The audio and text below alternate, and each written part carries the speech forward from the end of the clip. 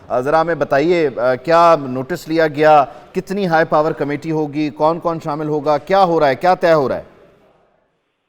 جی بالکل، اگر بات کی جائے تو ابتدائی طور پر جو ہے کمشنر راولپنڈی کی جانب سے جو عام انتخابات میں دھاندلی کے الزامات لگائے ہیں ان کی جانب سے اس پر وزیر اعلیٰ پنجاب جو ہے محسن نقوی ان کی جانب سے نوٹس لیا گیا اور الزامات کی جو غیر جانبدارانہ جو ہے تحقیقات کا حکم بھی دیا ہے۔ انہوں نے مزید یہ بھی کہا ہے کہ جو الزامات کی انکوائری کے لیے ایک اعلیٰ سطحی کمیٹی جو ہے وہ تشکیل دینے کی ہدایت جاری انہوں نے کی ہے۔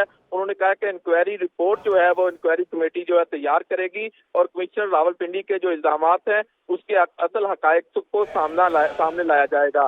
ابھی جو چیف سیکرٹری پنجاب کو یہ ہدایات جاری کی گئی ہیں جو کہ اپنی سربراہی کے اندر جو ہے وہ دیگر سیکرٹری ٹھیک ہے، یہ ایک ہائی پاور کمیٹی ہوگی جو ان سارے معاملات کو دیکھے گی۔ رانا وحید ہمیں اپڈیٹ کر رہے تھے، بہت شکریہ۔ دانیال چودھری صاحب ہمیں جوائن کر رہے ہیں پاکستان مسلم لیگ نون سے۔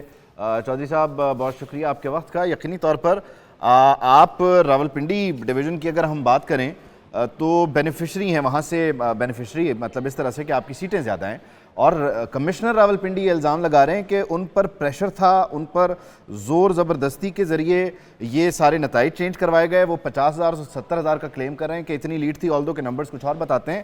تو اس طرح سے تو پھر آپ کے جو کلیم ہے الیکشن جیتنے کا اس پر تو پانی پھیر رہے ہیں کمشنر راولپنڈی، کس کے کہنے پہ کر رہے ہیں؟ اگر اس کو ہم 3 فیزز میں ڈیوائیڈ کر دیں، پہلا فیز یہ ہے کہ کمشنر کا رول کیا تھا۔ ٹھیک ہے، کمشنر کا نہ وہ ڈی آر او تھا نہ وہ آر او تھا، نہ ان کا الیکشن میں ڈائریکٹلی کوئی رول تھا۔ ان کا رول کیا تھا؟ ان کا رول وہی تھا کہ انہوں نے سیکیورٹی اور جو دی گئی تھی ان چیزوں کو مانیٹر اور سپروائز کرنا تھا جو الیکشن ڈے کے دن تھی۔ اس کے بعد ان کا اور کوئی کام نہیں تھا۔ تو یہاں تو ہو گیا ان کا رول ڈیفائن۔ سیکنڈ فیز میں تھا کہ کیا وہ الیکشن ڈے پہ ایز این آر او یا یہ ووٹنگ کاؤنٹ کا سسٹم 145 47 یہ بناتے رہے؟ اس کا جواب بھی ہے نہیں، ان تمام چیزوں میں ان کا کوئی رول نہیں تھا۔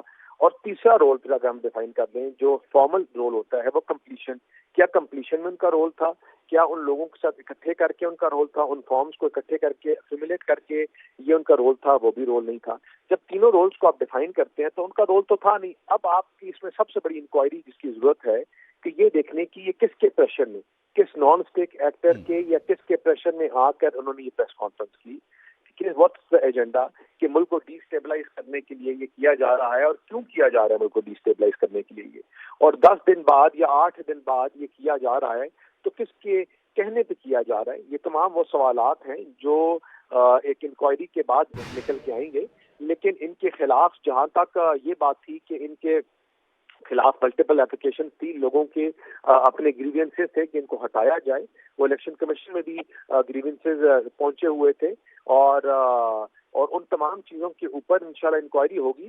اور یہ تو کل کوئی بھی اٹھ کے کسی شہر سے اٹھ کے کہہ دے جس کا رول نہیں ہے الیکشن میں کہ بھائی کہ یہاں اس صوبے میں یا اس علاقے میں یقیناً دانیال صاحب اس طرح کے جب ایلیگیشنز لگائے جاتے ہیں اس کے باقاعدہ ثبوت بھی دیے جاتے ہیں۔ اچھا، میرا سوال آپ سے یہ ہے، چونکہ ایلیگیشنز ان کی جانب سے صرف لگائے گئے ہیں، کوئی ثبوت پیش نہیں کیا گیا، تو آپ کی جماعت کے جو امیدواران ان حلقوں میں سے جیتے ہیں، کیا آپ لوگوں کے پاس فارم 45 اور فارم 47 ڈیفینیٹلی ہوں گے؟ تو آپ لوگ وہ سامنے لے آئیں تو آئی تھنک کہ ہم نے تو ساری چیزیں دیکھیں، ہماری تو سب نوٹیفیکیشن ہونے کے بعد اب تو یہ ہم نے ساری چیزیں الیکشن کمیشن میں جمع کروا دی ہیں، سب چیزیں ہم نے ان کے پاس جمع کرائی اپنی چیزیں، اور انہی کے اوپر سارا کچھ دے دیا۔ اور یہ چیزیں جو ہیں 2018 میں بھی کی گئی اس کو اسی طرح کے اعتراضات اور چیزیں، اور یہ اب 2018 نہیں ہے کہ ہمارے ساتھ جائے گی اور ہم چپ بیٹھیں گے۔ انشاءاللہ جو سچ ہے وہ سامنے بھی آئے گا، اور سچ سامنے آ چکا ہے، اور وہ لوگ ہم اس بیان کو اسٹرانگلی مسترد بھی کرتے ہیں، اور وہ لوگ جو اس کے پیچھے ہیں۔ اچھا، آپ سمجھتے ہیں کہ ان تمام ایلیگیشنز کے بعد اس کے پیچھے ہے کون؟ دانیال چودھری صاحب،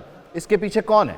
وہ تمام naan stack actors, naan stake holders, یہ نان اسٹیک ایکٹرز جو پاکستان کو ڈی اسٹیبلائز کرنا چاہتے ہیں، جو پاکستان کی جمہوریت کو ڈی اسٹیبلائز کرنا چاہتے ہیں، جو پاکستان کی اکانومی کو ڈی اسٹیبلائز کرنا چاہتے ہیں، جو ملک کو جلاؤ گھراؤ کر کے آپ کیا کہہ رہے ہیں کہ یہ اندرونی ایجنڈا یا بیرونی ایجنڈے کی طرف اشارہ کر رہے ہیں آپ؟ دیکھیں، یہ نان اسٹیک ایکٹرز جو ہیں وہ اندرونی اور بیرونی دونوں طرف سے آپریٹ کرتے ہیں۔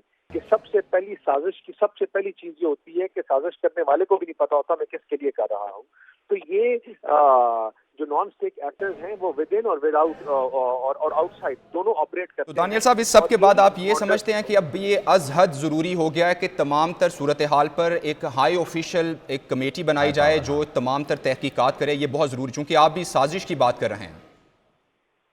دیکھیں آج اس طرح ابھی میں نے اسٹیٹمنٹ سنی ہے چیف منسٹر صاحب کی، تو انہوں نے بھی یہ کہا کہ اس کی اعلیٰ تحقیقاتی کمیٹی بنائی جائے گی جو تمام چیزوں کو پروب کرے گی. دے ول لک انٹو اٹ، اور دیکھا جائے گا یہ کس کے ایجنڈے پہ یہ بات کی گئی ہے اور کس کے کہنے پہ کی گئی ہے، اور پھر دودھ کا دودھ پانی کا پانی سامنے نکل کر آ جائے گا. Thank you. ٹھیک ہے، بہت شکریہ جی. دانیال چودھری صاحب ہمارے ساتھ موجود تھے. نان اسٹیٹ ایکٹرز کی وہ بات کر